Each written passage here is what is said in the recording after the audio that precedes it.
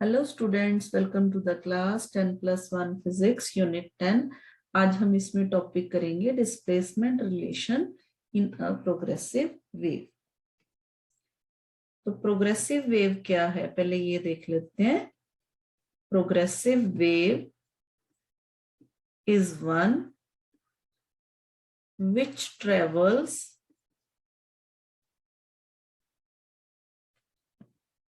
in a given direction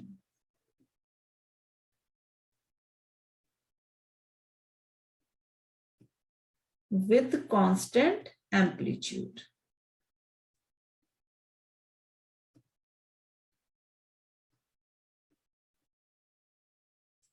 ऐसी waves को हम ट्रेवलिंग वेव भी कह सकते हैं। ये ट्रांसवर्स भी हो सकती है और लॉन्गिट्यूडनल भी हो सकती है, तो it is also called travelling wave.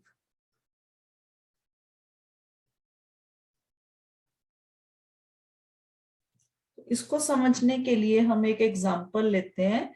Long string stretched in the x direction along which a wave is travelling. इस तरह से मान लीजिए ये हमारे पास इस तरफ एक्स एक्सिस और यहाँ पे हमारा वाई एक्सिस, यहां से वेव स्टार्ट हो रही है ओरिजिन से, इस तरह से जा रही है।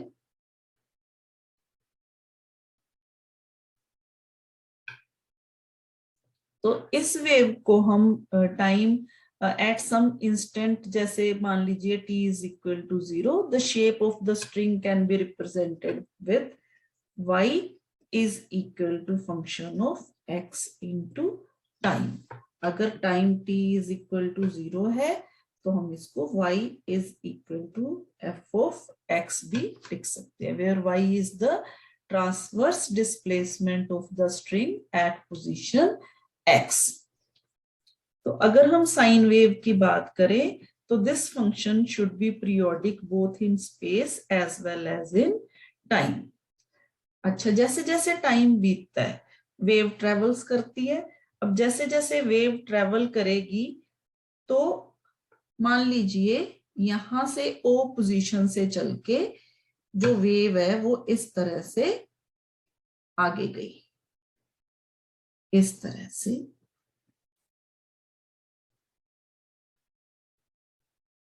ये वेव प्रोग्रेस कर रही है और मान लीजिए ये जो डिस्टेंस है vt, v is velocity of this wave.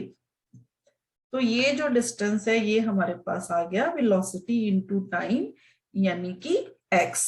As the wave sweeps through succeeding elements of the string, the element oscillate parallel to the y-axis। जो एलिमेंट है वो इस तरह से ऑसिलेट होंगे, इस तरह से, ठीक है। एट सम टाइम t, जब हम देखते हैं कि वेव ट्रेवल कर गई this distance towards right, right, तो यहाँ पे हम इसके लिए जो at the time t the equation of the wave जो है वो हम लिखेंगे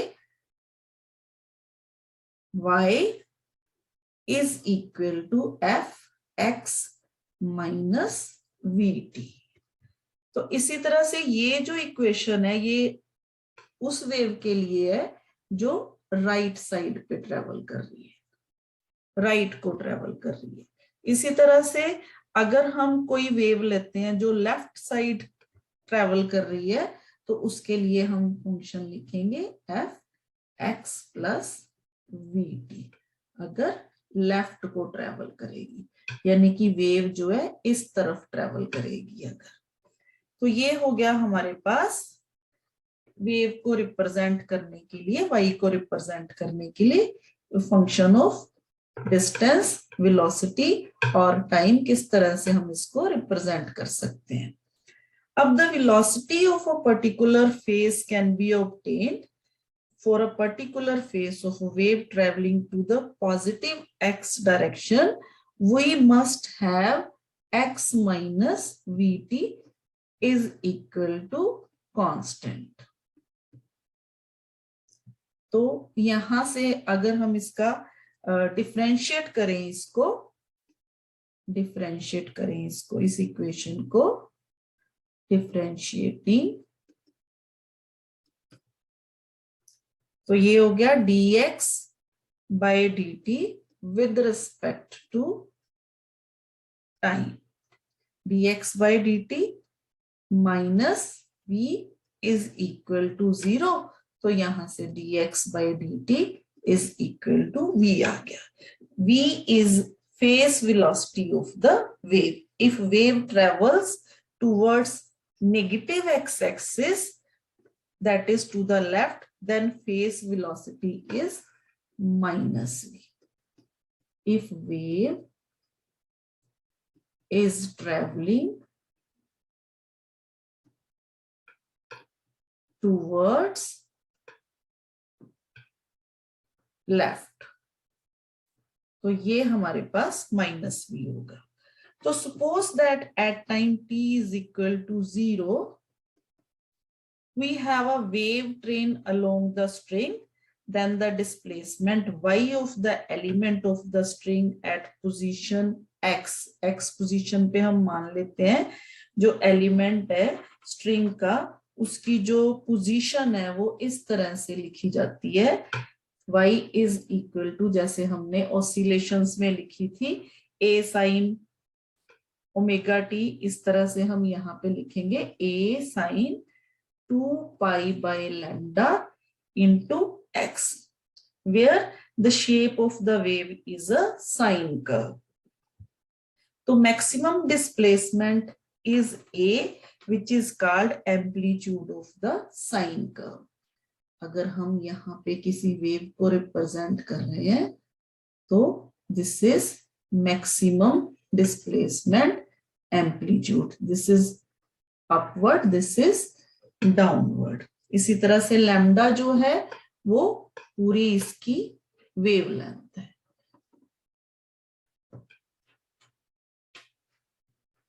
नाउ अगर हम मान लें कि पूरी एक वेवलेंथ चली जाती है, एक वेवलेंथ के बाद जो पार्टिकल है, यहाँ पे जो पार्टिकल की इक्वेशन होगी, यहाँ पे भी सेम वही इक्वेशन होगी डिस्प्लेसमेंट के लिए पार्टिकल की एक वेवलेंथ बीत जाने के बाद। The value of the transverse displacement y remains the same at x plus lambda, और इसी तरह से अगर हम एक वेव और जोड़ देंगे x plus 2 lambda, x plus 3 lambda, so on. As the time proceeds, let the wave travels to the right with the phase velocity v. The equation of the wave at time t is given by a sin 2 pi by lambda x minus vt. इसी equation में अब हम अगर velocity की बात करें तो velocity is lambda by T. No what is lambda again? Lambda is distance for one wave to complete one wavelength, या एक ऑसिलेशन कंप्लीट होती है उसके लिए ये जो डिस्टेंस है ये वन वेवलेंथ के बराबर है। और टाइम क्या है? टाइम एक ऑसिलेशन कंप्लीट होने में, एक वेव पूरी जब ट्रेवल करती है उसमें जितना टाइम पीरियड होता है उसको हम टी से रिप्रेजेंट करते हैं। तो डिस्टेंस ट्रेवल्ड लैम्डा हो गया, टाइम टेकन टी हो गया, तो वेलोसिटी आ गई हमारे पास लैम्डा बाय टी। यहां से lambda is equal to velocity into time. अब इसको यहाँ पे पुट कर देते हैं, ए साइन 2 पाई लैम्डा की जगह पे हम v इंटू टी पुट करेंगे, x माइनस वी टी। तो इसको इस तरह से भी लिख सकते हैं, a sine 2 pi x by v t minus t by T, v से भी कट गया। तो इस इक्वेशन को इस तरह भी लिखा जा सकता है, a sin 2πx by vt minus 2π e by t।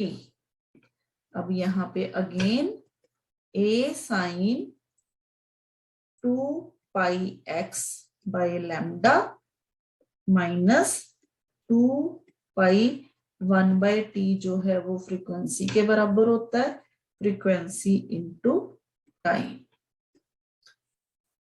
तो यहाँ पे हमने vt की जगह पे लैम्डा पुट कर दिया और 1/t की जगह पे f पुट कर दिया। तो इस इक्वेशन में value 2π/λ is equal to k is called wave number। और इसी तरह से 2πf, जो 2πf है, it is equal to omega angular velocity of wave.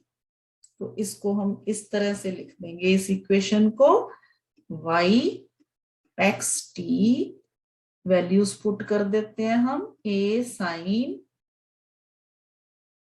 2π/λ की जगह पे k x माइनस 2πf की जगह पे ओमेगा t। तो ये इक्वेशन आ गई हमारे पास, where y x t is the displacement, a is the amplitude, sin kx minus omega t is the oscillating term in which k is the wave number, x is the position and omega is the angular frequency. For a sine wave traveling to the left, अगर हम left wave की बात करें जो left को travel कर रही है, तो उसके लिए sine kx plus omega t आ जाएगा। तो यहाँ पे अगर हम कंप्लीटली डिस्क्राइब करना चाहें सिंपल किसी हार्मोनिक वेव को, तो द सेट ऑफ 4 पैरामीटर्स, कौन कौन से, a, phi, k, omega, these completely describe a harmonic wave which is represented as xt a sin kx minus omega t plus phi, where yxt is the displacement, a is the amplitude, kx minus omega t plus phi is the phase। Here k is again जो wave number है, angular wave number, omega is the angular frequency and phi is the initial phase angle, initial phase angle। ये हमने उसमें भी किया हुआ है, oscillations में भी। ऑसिलेशंस में जब हमने वेव्स की डिस्प्लेसमेंट की जो हमने किया था डिस्प्लेसमेंट वेलोसिटी में, वहां पे भी हमने ये टर्म यूज की थी। तो यहाँ पे मान लीजिए हम ये वाला रिलेशन यूज कर रहे हैं, हमने अभी कहा था कि lambda is equal to velocity into time and k is equal to 2π/λ and omega is equal to 2π/t। तो इन दोनों इक्वेशंस से हमारे पास 2π is equal to k, lambda is equal to omega t। तो यहां से हम क्या करेंगे, हम इस इक्वेशन से lambda by t is equal to omega by k। तो ये आ गया हमारे पास velocity lambda by t which can be written as omega by k also। तो ये एक और रिलेशन आ गया हमारे पास वेव के लिए, वेव की वेलोसिटी के लिए। अब इसी तरह से मान लीजिए हम कोसाइन फंक्शन भी यूज कर रहे हैं या linear combination of sine and cosine function use कर रहे हैं, तो हम इस तरह से भी लिख सकते हैं इसको, y is equal to y x t is equal to a sine k x minus omega t plus b cos k x minus omega t. इस तरह से हम यहां पे हमारे पास जो एम्पलीट्यूड होगा वो होगा ए स्क्वायर प्लस बी स्क्वायर। तो जो वेव इक्वेशन है उसको हम इस तरह से भी रिप्रेजेंट कर सकते हैं। अब इसी तरह से मान लीजिए हमारे पास कोई वेव है, यहां पे इस तरह से वेव जा रही है हमारे पास। तो इस वेव में मान लीजिए हमारे पास यहां पे हमने कोई पॉइंट यहां पे ले लिया, ये एक्स डायरेक्शन में जा रही है, मान लीजिए यहां पे हमने कोई x1 पॉइंट ले लिया।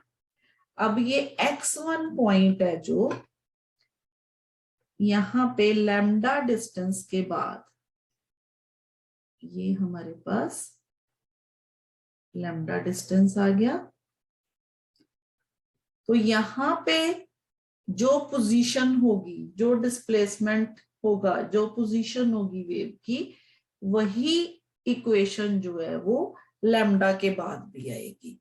इसका मतलब ये हुआ कि अगर हम लैम्डा या 2 लैम्डा या 3 लैम्डा ऐड करते रहते हैं तो जो डिस्प्लेसमेंट है, जो इक्वेशन है वो हमें सेम उसी तरह से मिलेगी। तो अब हम इसी वेव से, मान लीजिए ये हमारे पास वेव है,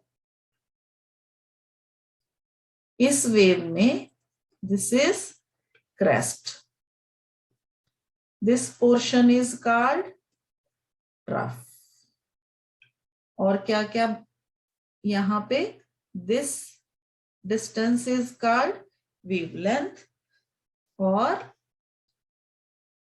जितना टाइम लगता है एक वेवलेंथ को पूरा होने में, दिस इज टाइम पीरियड। ये तो हो गया हमारे पास साइन वेव के लिए, यानी कि ट्रांसवर्स वेव के लिए। इसी तरह अगर हमारे पास लॉन्गिट्यूडनल वेव है, ये मान लीजिए लॉन्गिट्यूडनल वेव है, तो this is compression, this is compression, this is compression, this is rarefaction, this is compression, C R C R C R C। तो यहां पे हमारे पास wavelength, distance between two compressions और डिस्टेंस बिटवीन टू रेयरफेक्शंस। तो ये हमारे पास कंप्रेशन और रेयरफेक्शन। तो कंप्रेशन में क्या, it is portion of the medium where temporarily decrease in volume and hence increase in density और इंक्रीज इन प्रेशर, क्योंकि यहाँ पे प्रेशर जो है वो ज्यादा होता है। तो ये हो गया हमारे पास कंप्रेशन। इसके उल्ट रेयरफेक्शन क्या होगा, it is the portion of the medium where a temporary increase in volume and hence decrease in density और डिक्रीज इन प्रेशर। तो ये हमारे पास रेयरफेक्शन।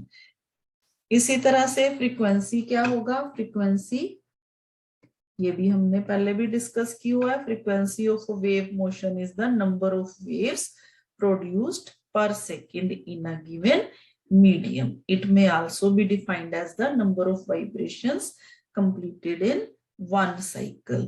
तो फ्रीक्वेंसी बेसिकली हम इसको 1/t से रिप्रेजेंट करते हैं। इसके यूनिट जो है फ्रीक्वेंसी के हर्ट्ज।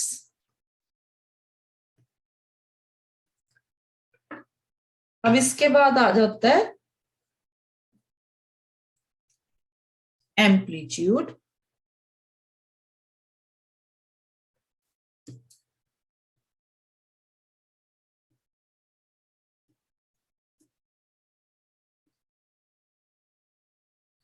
तो व्हाट इज एम्पलीट्यूड?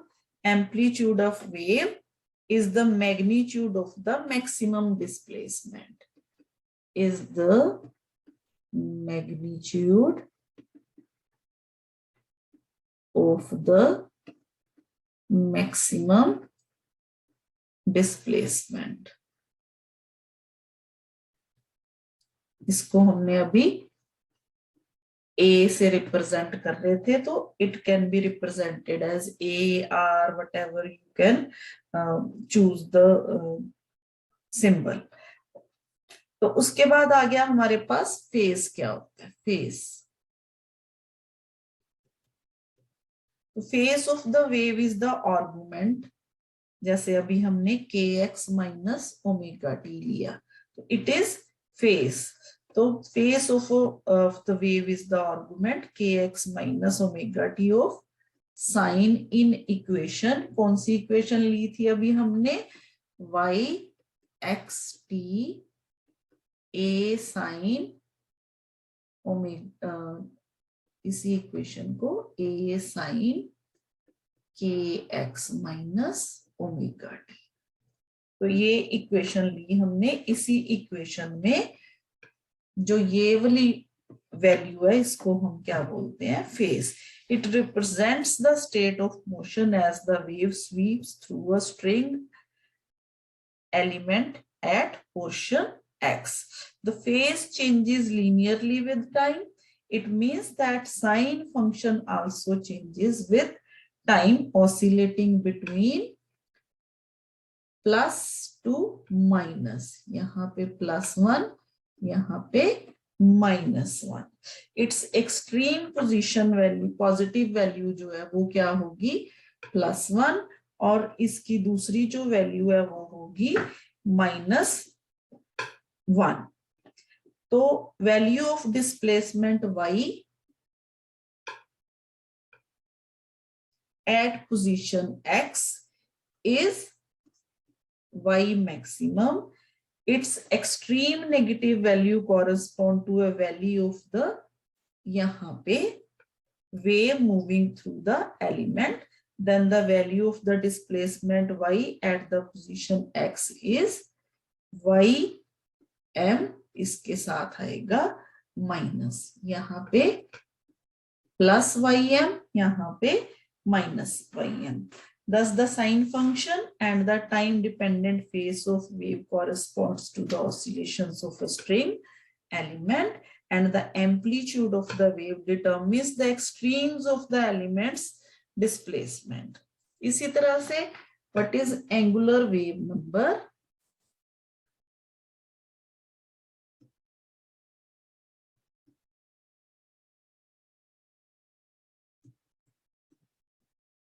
तो a typical wavelength lambda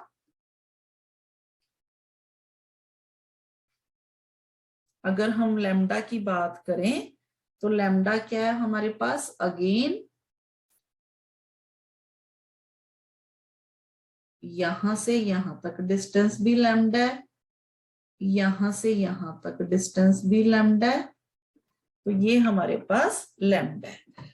तो angular wave number is a typical wavelength lambda, जो हमने मान लीजिए इस इक्वेशन में जो हमने time t is equal to 0, अगर हम यहाँ पे इस इक्वेशन में कर दें y x 0, तो ये हो जाएगा a साइन kx माइनस 0. क्योंकि टाइम 0 है तो omega t is equal to 0. तो यहां से हमारे पास इक्वेशन बन जाएगी y x 0 a sine kx.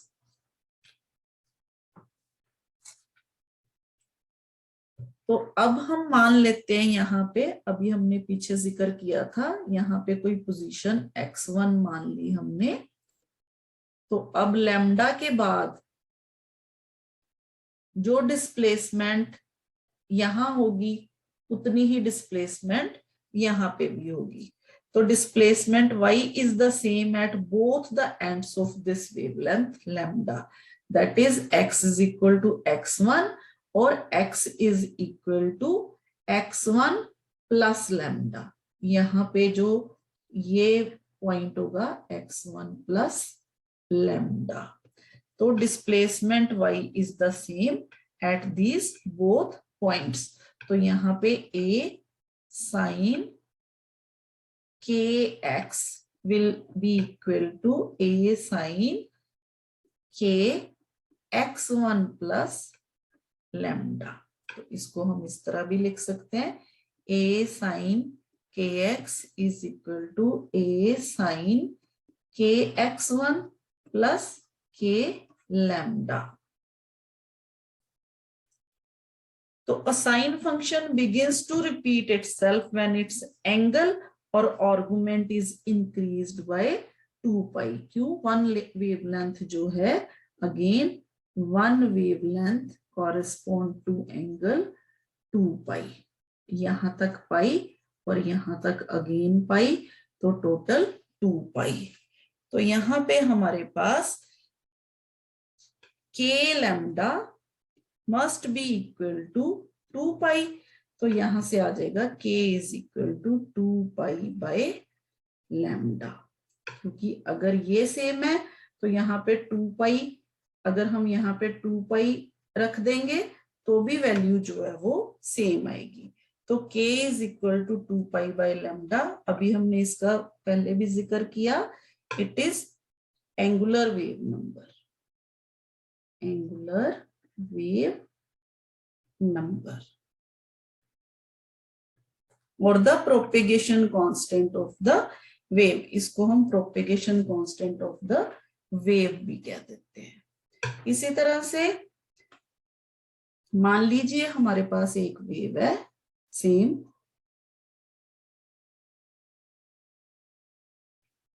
तो यहां पे कोई टाइम मान लीजिए t1 है। तो अगेन यहां पे पूरी एक वेवलेंथ कंप्लीट हो जाती है। तो this is capital T, one time period. मान लीजिए ए से बी पॉइंट तक पूरी एक वेवलेंथ को कंप्लीट होने के लिए कितना टाइम पीरियड टी। तो अगेन जितनी डिस्प्लेसमेंट ए पॉइंट पे होगी किसी पार्टिकल की, उतनी ही बी पॉइंट पे होगी, यानी कि t1 टाइम पे और t1 प्लस टी टाइम पे जो डिस्प्लेसमेंट जो इक्वेशन होगी वो सेम होगी। तो इस तरह से हम डिफाइन करेंगे एंगुलर फ्रीक्वेंसी को, angular frequency.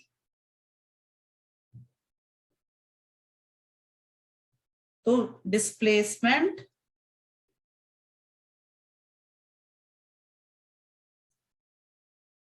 Eight x is equal to 0 अगर हम बात करें,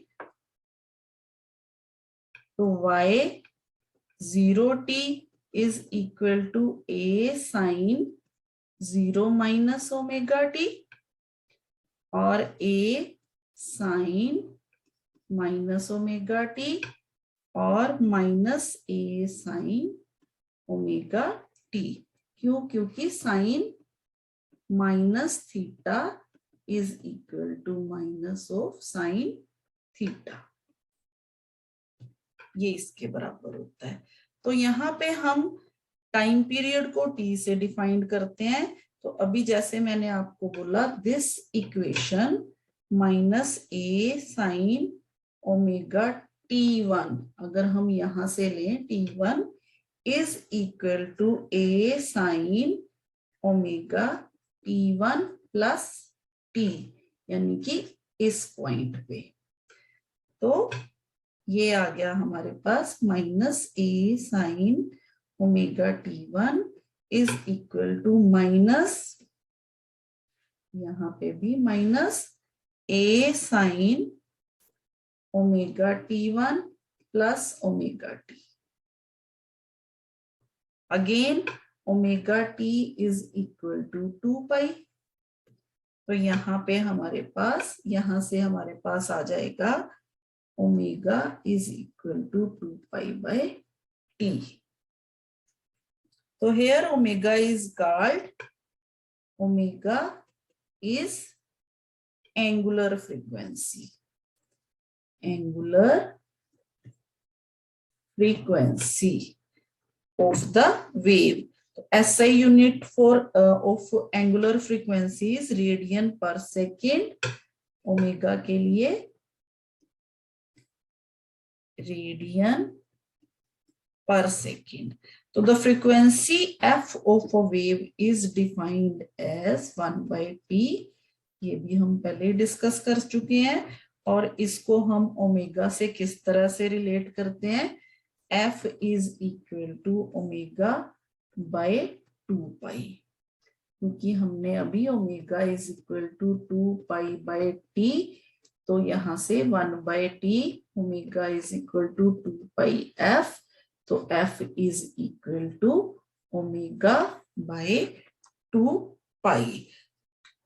So this is frequency means number of oscillations per unit time made by a string element as the wave passes through it.